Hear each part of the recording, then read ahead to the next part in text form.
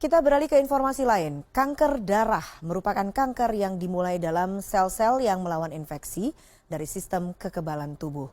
Kanker darah mempengaruhi produksi dan fungsi sel darah. Sebagian besar kanker ini dimulai dalam sumsum tulang di mana darah dibuat.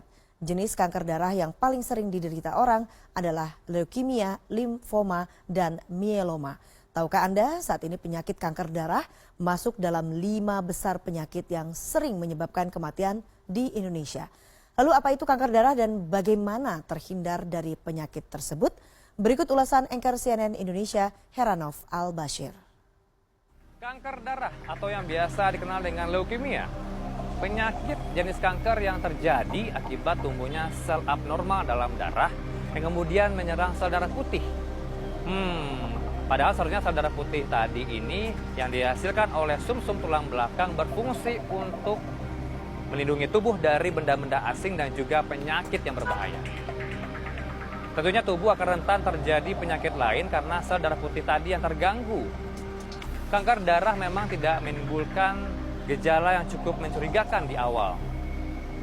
Tahukah Anda, data dari statistik Global Cancer 2018 atau data dari WHO menyebutkan bahwa penyakit kanker darah ini merupakan penyakit dengan peringkat nomor 2 terbesar di dunia yang menyebabkan kematian seseorang paling sering. Dan untuk di Indonesia, penyakit kanker darah ini merupakan nomor 5 besar di Indonesia sebagai penyakit yang menyebabkan kematian paling sering terjadi. Inilah yang membuat orang kaget dan shock jika divonis terhadap penyakit kanker darah. Yang pertama adalah faktor genetika dan keturunan. Jika Anda orang tua dan pendahulunya pernah mengidap penyakit kanker darah, ini akan berisiko terhadap Anda. Biasanya leukemia limfatik kronis yang diturunkan ke dalam keluarga dan paling sering terjadi terhadap pria. Kemudian radiasi yang tinggi. Jika Anda bekerja atau tinggal di daerah yang terpapar radiasi tinggi dan zat-zat kimia yang berbahaya, ini berisiko terhadap Anda. Kemudian yang ketiga, merokok.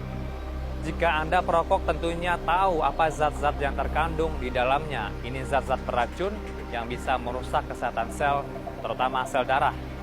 Dan yang terakhir, pernah mengidap penyakit kanker sebelumnya. Jika Anda pernah mengidap penyakit kanker sebelumnya, ini akan berpotensi akan menimbulkan penyakit kanker darah. Lantas seperti apa sebenarnya gejala dari penyakit kanker darah ini? Nah, itu pun gejalanya sangat bergantung dari tingkatan penyakitnya, gitu ya. Ada untuk bentuk yang diawali dengan meriang-meriang, nyeri-nyeri tulang, kemudian ada juga yang mulai ada gusi berdarah, dan pada tingkatan yang lebih lanjut, tentu bercak-bercak biru-biru di seluruh tubuh akan mulai muncul dan nyeri tulang yang sangat hebat. Kanker darah biasanya disembuhkan dengan berbagai penanganan, pengobatan, serta akurasi dari diagnosa jenis kanker apa sebenarnya yang diderita oleh para pasien.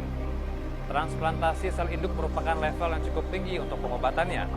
Sedangkan pengobatan reguler ialah kemoterapi, namun ingat, harus dengan penanganan yang tepat.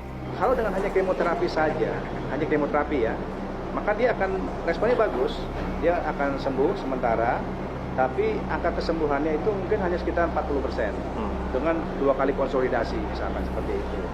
Nah, dengan transplantasi dengan donor yang cocok, itu bisa kesembuhannya bisa 65-70%.